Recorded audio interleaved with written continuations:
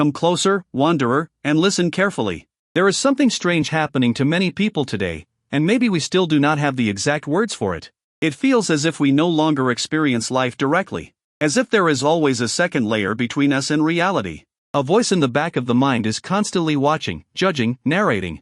You sit with someone you love, and somewhere inside your head, another version of you is observing the scene from the outside. Is this moment beautiful enough? Interesting enough? Meaningful enough? You travel to distant cities, not always because you truly want to be there, but because the experience fits the story you tell yourself about who you are. Tokyo, Istanbul, Lisbon. Some people collect places the way others collect clothes or records. Everything becomes identity. Everything becomes performance. And the strange thing is, this does not only happen during happy moments. Even pain becomes narrative. People cry after heartbreak while part of the mind quietly whispers, "This will make me stronger. One day I will look back on this. This pain will become part of my story." As if we never completely abandon ourselves to what we feel, because there is always some invisible audience living inside our heads. Little by little, something dangerous begins to happen. You start wondering if it has been years since you did something completely spontaneous. Something that was not turned into identity. Something that did not need to be explained, documented, or transformed into a version of yourself. Maybe that is the real crisis of modern life. People used to have private inner worlds. Now many have personal brands with anxiety attached to them. The ancient Greeks had a story about this. When Odysseus returned from the Trojan War, his men arrived on an island inhabited by the lotus eaters. The people there offered them a mysterious plant called lotus. Anyone who consumed it fell into a strange comfort and forgetfulness. Little by little, they stopped caring about returning home, about their families, about purpose itself. They simply wanted to stay there forever, half awake, peaceful, disconnected from reality.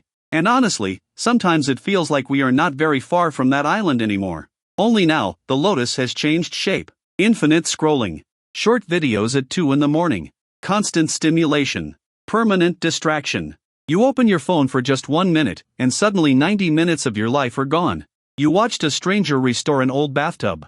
Someone cook an impossible meal. Someone explain a drama you never cared about. And the weirdest part is this. Most of the time, we are not even enjoying it that much. We are simply suspended there. Half-conscious. Emotionally sedated. As if real life has started happening behind a fogged window. Social media transformed identity into a full-time management project. It is no longer enough to simply be something.